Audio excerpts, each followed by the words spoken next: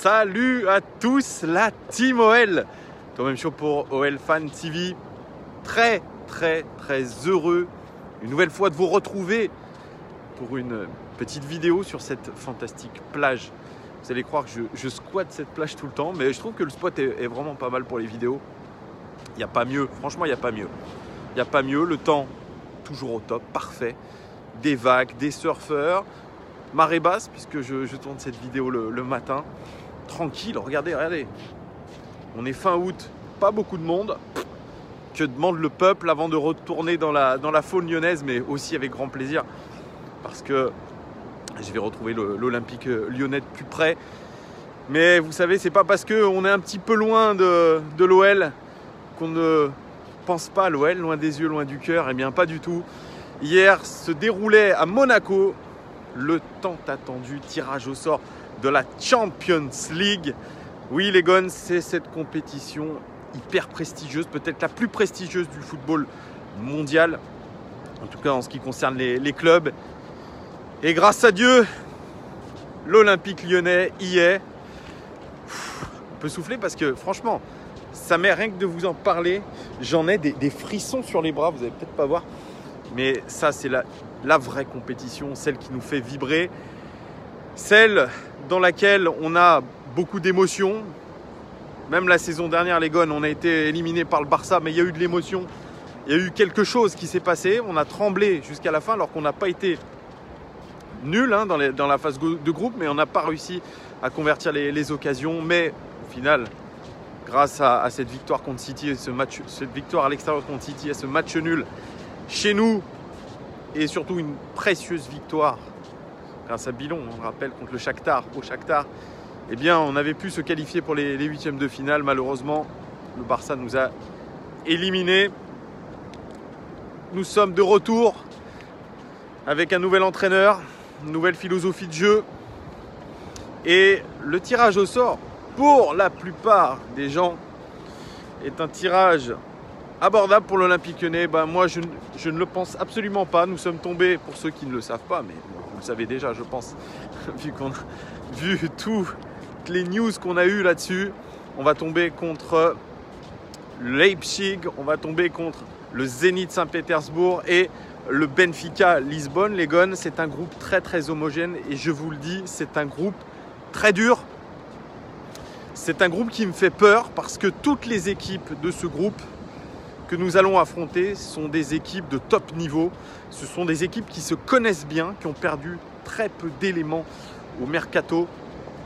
Ce sont des équipes surtout leaders de leur championnat respectif, à part Leipzig. Mais quand vous êtes troisième du championnat d'Allemagne, du dernier championnat d'Allemagne, c'est que vous avez un sacré niveau. Donc voilà, moi je suis pas forcément très rassuré. Il faudra qu'on ait des solides arguments à présenter face à ces équipes-là, qu'on soit très bien organisé, qu'on joue à 100%, parce que la Champions League, ça décuple les envies. Et je peux vous dire que chaque équipe jouera son coup à fond. C'est un groupe ouvert, il n'y a pas d'équipe plus faible que l'autre. Franchement, voilà, c'est pas un tirage extrêmement favorable pour nous. On va pas se mentir, ça va être dur. Ça va être très dur, mais ça va nous donner surtout des très belles affiches.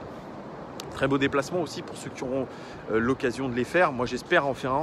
Je ne sais pas encore. Ça sera par rapport à mon planning. Mais il y a des beaux déplacements à faire, que ce soit à Saint-Pétersbourg, à Lisbonne notamment. Ça peut être vraiment sympa.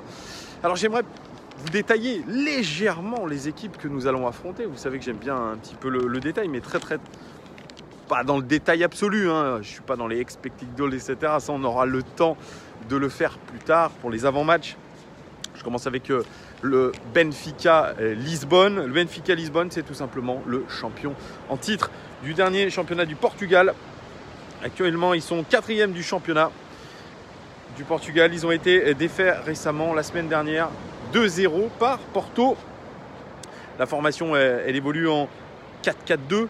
L'entraîneur, c'est Bruno Lage. Je ne sais pas si ça se prononce comme ça. C'est le club, d'ailleurs, que supporte JP. C'est un moyen pour lui de le remettre dans le roster de cette chaîne. Je lui enverrai un petit message. S'il m'écoute, je vais t'envoyer un message, JP. C'est le club portugais le plus supporté. 83 titres nationaux, 2 Ligues des Champions à son actif. Leur pépite, João Félix, 19 ans, qui a éclaboussé le championnat du Portugal par son talent, même l'Europe par son talent. Eh bien, il est parti pour un montant record, 120 millions d'euros du côté de l'Atlético Madrid. C'est Raúl Tomás du Real Madrid qui est venu le remplacer pour 20 millions d'euros. Rappelez-vous, le Benfica Lisbonne, c'est le club de Rubén Dias qu'on a longtemps voulu à l'Olympique Lyonnais, sans succès, une clause libératoire phénoménale.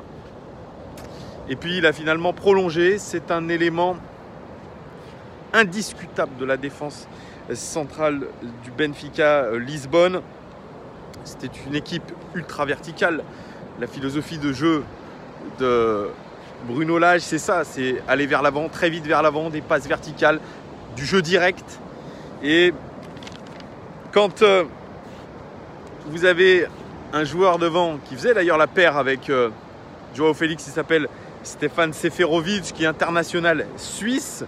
La saison dernière, je vous le dis, c'est 37 matchs, 24 buts, meilleur buteur du championnat du Portugal. Attention les gones, ça ne rigole pas non plus, c'est un très très bon joueur. Vous avez aussi un milieu de terrain extrêmement tentaculaire et talentueux surtout. Vous avez des milieux de terrain relayeurs incroyables, ce sont Fernandez et Luis, et le patron du milieu de terrain.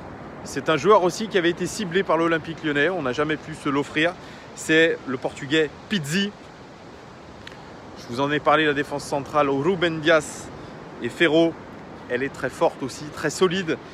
Il faudra vraiment se méfier du Benfica Lisbonne qu'on avait défait la saison dernière pour le seul titre de Bruno Genesio, qui était le Zebio Cup. Voilà, c'est pas mal. Mais je pense qu'on aura affaire à une toute autre équipe que celle affrontée lors de l'Eusebio Cup dans une préparation estivale. Voilà les gones pour le Benfica Lisbonne. Ensuite, je passe au Zénith Saint-Pétersbourg, qui nous rappelle de bons souvenirs puisqu'on les avait éliminés il y a 2 ans ou 3 ans de ça en Ligue Europa. Une équipe très forte déjà à l'époque.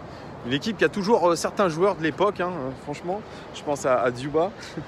Alors c'est le 5e, enfin c'est le champion du 2018-2019 de Russie. 5e actuellement de son championnat avec 14 points. L'entraîneur, c'est un ancien du Paris Saint-Germain. C'est le Russe Sergei Semak. Lui aussi organisé en 4-4-2. Les stars, c'est, je vous l'ai dit, Djuba, international russe. Colosse, qui est capable de jouer dos au but, quelqu'un qui pèse sur les défenses. Il a marqué que 8 buts la saison dernière. Vous avez aussi Ivanovic, international serbe, si je ne me trompe pas, qui a évolué du côté de Chelsea, qui joue en défense centrale. Et puis vous avez le tout récent transfuge du FC Barcelone, ancien Girondin de Bordeaux, des Girondins de Bordeaux, c'est Malcolm, le Brésilien, qui vient pour casser la baraque. Et vous avez aussi une de leurs stars, c'est Azmoun, qui est un international iranien, meilleur buteur de ce club la saison dernière avec 13 buts. Attention aussi au Zénith Saint-Pétersbourg, il faudra aller affronter au match retour le Zénith un 27 novembre. Je crois que c'est le 27 novembre. En tout cas, c'est fin novembre. Les conditions climatiques devraient être aussi commencer à se dégrader un petit peu en Russie. On risque de se retrouver un petit peu avec la même configuration que contre le Shakhtar Donetsk en Ukraine. Donc il faudra, avant cette date-là, essayer de récupérer un maximum de points, les gones, pour ne pas se retrouver à aller jouer notre Vatou en Russie. Donc attention à cette équipe qui reste une équipe majeure du football européen, hein, toujours très bien classée dans son championnat, toujours dans une coupe européenne. Donc moi, franchement, je crains cette équipe qui est très rodée, qui a perdu très peu d'éléments aussi, qui est une équipe très très solide, hein, qui me fait penser vraiment au Shakhtar. Hein. Le Shakhtar nous avait donné beaucoup de fil à retordre. Et croyez-moi, le Zénith, ça va être aussi une sacrée paire de manches pour s'en défaire. Donc voilà, il va falloir jouer et courir. Parole de Bruno Genesio la saison dernière. Et je finis par le Rasenballsport Leipzig, fondée en 2009 par Red Bull. Vous la connaissez, cette compagnie américaine de boissons énergisantes qui appartient d'ailleurs peut-être au groupe Coca, je crois, Coca-Cola Company. Bref, fondée en 2009 par Red Bull, troisième de la dernière Bundesliga derrière les Cadors, Bayern Munich et Dortmund. Et là, actuellement, ils sont toujours troisième de leur championnat. C'est plutôt pas mal. 2 victoires en 2 matchs pour le Leipzig. Système en 3-4-3 et ils sont entraînés par Julian Nagelsmann. Vous le savez, vous le connaissez puisqu'il était l'ancien entraîneur de Hoffenheim. Hoffenheim qu'on a affronté la saison dernière. Ce sont des petites retrouvailles et il a imposé son système de jeu qu'il avait déjà à Hoffenheim. Il l'a imposé dès le début de saison à Leipzig. Donc un 3-4-3, c'est le club de Jean-Kévin Augustin, ancien du Paris Saint-Germain, tête à claque du football français. Un incorrigible, un petit peu comme Ousmane Dembélé. C'est aussi le club de Emil Forsberg, vous le connaissez aussi. Timo Werner, c'est la vraie star de cette équipe. Le joueur de Leipzig, international allemand, 16 buts, meilleur buteur du club la saison dernière. Attention à ce joueur-là qui a failli être transféré au Bayern Munich. Il a mis la pression pour être transféré au Bayern. Je ne sais pas quelle en est sa situation. Je sais que les relations s'étaient un petit peu tendues d'ailleurs avec le club récemment, mais il est auteur de 2 buts depuis le début de la saison. Il faudra savoir s'il reste ou non au club. Nous verrons bien ce qu'il se passe, mais en tout cas, c'est un formidable attaquant. Attention à lui. Vous avez aussi Youssouf Poulsen, international danois, qui retrouvera forcément Andersen. C'est le meilleur buteur tout simplement de l'histoire du club avec plus de 200 buts. Et l'année dernière, il a marqué 15 buts, soit un but de moins que Timo Werner. Vous voyez, c'est un super attaquant aussi. Upamecano, Dayot Upamecano, titulaire régulier en défense centrale à Leipzig, l'international espoir français. Vous avez aussi le récent transfuge du Paris Saint-Germain, Christopher Nkunku.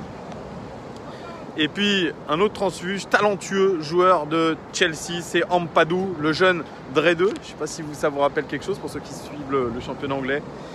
Vous avez aussi Nordi Mukiele qui est titulaire dans cette équipe, qui est l'ancien joueur du Montpellier Sporting Club Hérault qu'on a affronté récemment. Vous voyez, c'est une équipe qui a recruté intelligemment, qui a gardé ses meilleurs joueurs et qui est surtout entraîné par un super coach qui a les idées très claires. On a souvent dit de Nagelsmann que c'était un top entraîneur, que c'était probablement l'un des futurs très grands entraîneurs du football allemand.